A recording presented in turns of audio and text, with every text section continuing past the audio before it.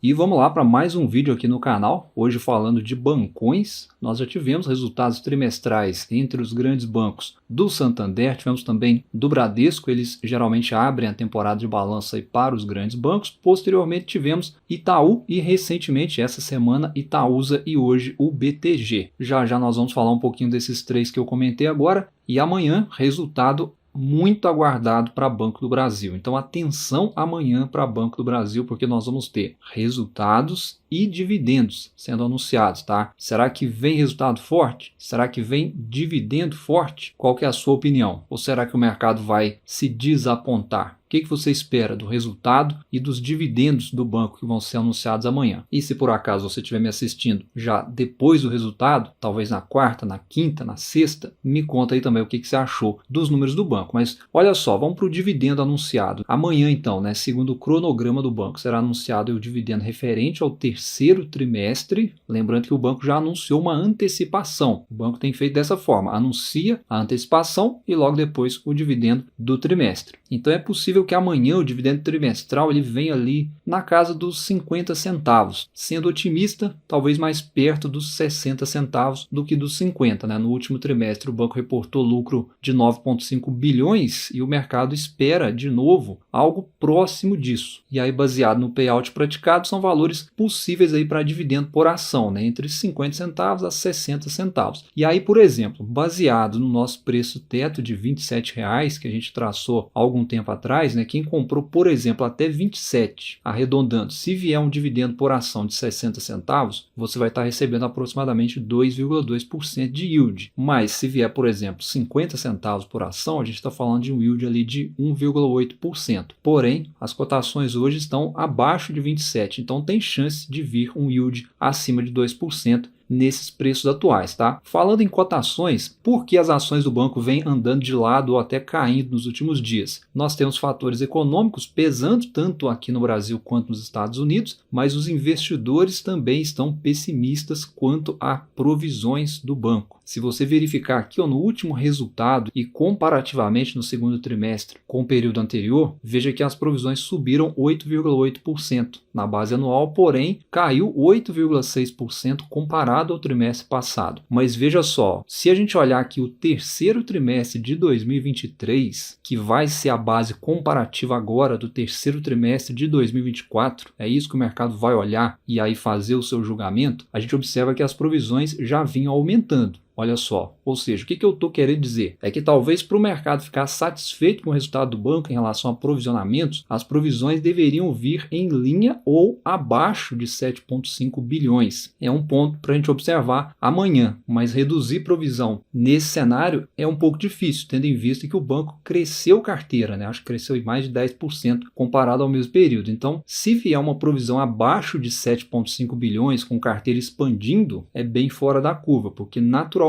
a carteira de um banco cresce e a inadimplência também cresce. A questão é até que ponto que isso vai impactar na qualidade do crédito. Então acho que o carinha, né, vamos dizer assim, que vai nos dizer como o banco vai lidar com isso é a margem financeira, que contempla margem com clientes e margem com o mercado. Ou seja, margem com clientes é basicamente o spread do banco, que é a diferença do dinheiro que ele paga de juros para quem deposita lá em relação ao que ele cobra para poder emprestar aquele dinheiro para outros clientes. Então, de um lado, a gente tem um banco, né, com poupadores mesmo, que recebem ali um juros irrelevante, podemos considerar assim, o que é bom para o banco, pensando em spreads maiores, porque ele paga pouco e cobra mais caro. Mas, de outro lado, para um banco também com uma carteira mais conservadora, como é o caso do Banco do Brasil, não é tão fácil assim aumentar spreads de um trimestre para o outro, porque tem muita coisa atrelada a financiamentos longos na carteira do banco, né? Como o consignado, o crédito imobiliário, por exemplo, até mesmo o rural ali, a depender da linha de crédito. Então a melhora de spreads e qualidade de crédito ela acontece no médio prazo. E por isso, quem pode continuar ajudando nos números do banco são as receitas de prestação aqui de outros serviços bancários, inclusive, né? O banco ele vem crescendo muito, por exemplo, em administração de fundos, cresceu bastante, vem crescendo com taxas de administração de consórcio, além de seguros, previdência e capitalização, que são outras linhas relevantes, além do resultado de tesouraria, que quando cresce é bom também, porque aí já entra a questão da margem com o mercado, né? Isso impulsiona as receitas financeiras. No último trimestre, essa linha não ajudou, mas as receitas de prestação de serviço conseguiram compensar muita coisa e segurar o resultado do banco. É o ponto de atenção a se apegar, você investidor do banco, caso os inadimplentes aumentem. Enfim, né, eu estou comentando aqui porque são coisas que ajudaram no resultado no trimestre passado e nos últimos trimestres, né? Não só do Banco do Brasil, mas de outros bancos também. Por exemplo, foi o caso do Bradesco, como a gente viu. E isso pode sim seguir ajudando aqui no resultado. Porém, spread aumentando, provisão caindo, que é o fator principal do negócio de um banco, que é o que a gente quer, que é o que o banco quer, todo mundo que investe no banco quer, é algo que aparentemente o mercado não está contando com isso. E tem também a questão das despesas, né, que é outro ponto de atenção na tese dos bancos. Elas vêm crescendo para todos os bancos em geral, né? Então, crescimento de provisão para devedor duvidoso, despesa administrativa ou operacional crescendo, isso consome ali bilhões no resultado dos bancos. Se a gente olhar o próprio Itaú, que vem fechando agências, inclusive, para poder enxugar essas despesas, otimizar resultado, veja que ele não consegue diminuir essas despesas ainda, mesmo adotando uma postura clara, né? O resultado no geral aqui do Itaú, agora comentando rapidinho, foi muito bom, né? Talvez a linha negativa foi essa de aumento de despesas, enquanto a provisão caiu bastante, tanto no trimestre quanto no comparativo anual, foi o grande destaque do resultado do banco do lado positivo, porque significa melhora aí da qualidade do crédito, mas mesmo assim, né, os bancos têm ali alguns pontos a melhorar ou, no mínimo, a se policiar. Nem tudo tem vindo de expansão positiva, mas na última linha de resultado, que é o lucro, ele veio crescente. É isso que o investidor quer. Então, para a gente deixar registrado até aqui, olha só, o Itaú ele cresceu o lucro em 18% na base anual, foi um belo crescimento. O banco não está se recuperando de nada, não está com números deteriorados, ele apenas segue forte e crescendo. Já o Santander cresceu o lucro em 34,3%, olhando assim parece bem relevante a cifra, mas veio apenas acima do esperado, né? Deu sinais ali de melhora porque o banco está em recuperação pela deterioração dos seus resultados ainda no pós-pandemia, então precisa melhorar bastante o Santander ainda. O Bradesco, mesma coisa, vem trabalhando para se recuperar, evoluiu os lucros ali em 13,1% na base anual. O ponto negativo ficou exatamente para o crescimento das despesas, que é um dos pontos ali de atenção para os bancos, junto com as provisões, mas em termos de provisionamento, para o Bradesco foi muito bem. Então amanhã,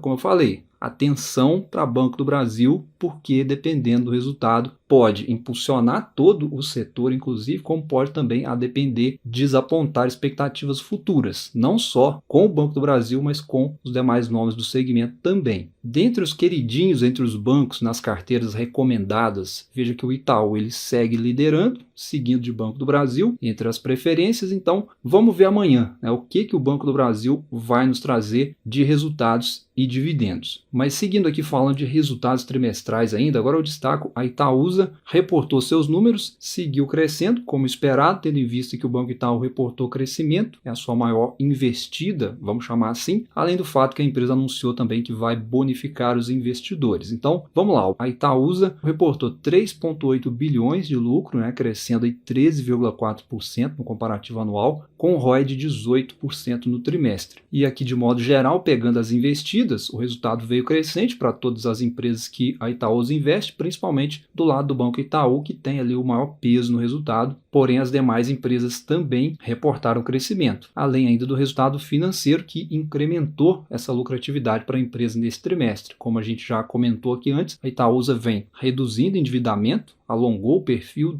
da dívida e aí diminuiu também o custo dessa dívida. Isso resulta num resultado financeiro melhor. E entre os destaques do resultado, né, agora falando da bonificação, a empresa anunciou mais uma bonificação para o investidor, 5%, que será aí a proporção. A empresa comunicou que essa bonificação será realizada em dezembro de 2024 e a data compra ter direito é até o dia 2 de dezembro de 2024. Ou seja, as bonificações é quando o acionista recebe mais mais ações, proporcional à posição que já tem, né? Sem ter que comprar mais ações. Então, se você tem, por exemplo, 100 ações da empresa, você vai receber mais 5 ações. Então, é uma forma de remuneração ao acionista, além dos dividendos e juros sobre capital próprio, mais conhecidos aí pelos investidores. Olhando aqui um pouco dos dividendos, né, e estimativas para a Itaúsa, o yield atual é pouco mais aí de 6%, o que reafirma o que eu já falei sobre o preço aqui para comprar a Itaúsa, acho que abaixo dos 10 tem margem, além do fato ali da bonificação que eu comentei, porque a Itaúsa ela tem feito bonificações até recorrentes, né? Nos últimos anos aí tem feito. Fez ano passado, fez 2022, se não me engano fez também bonificação em 2021. Então é uma forma de remunerar além do dividendo. E olhando aqui um pouquinho do valuation para a Itaúsa, embora eu prefira comprar Banco do Brasil hoje abaixo de 27 do que comprar Itaúsa acima dos 10, não é uma ação cara nesse preço. Acho que até R$11 Itaúsa é interessante no valuation. O PL não é alto, abaixo de 8 vezes é ok, está abaixo da média inclusive, e preço sobre valor patrimonial também abaixo da média. Então, o fundamento para a Itaúsa, para qualquer empresa que seja,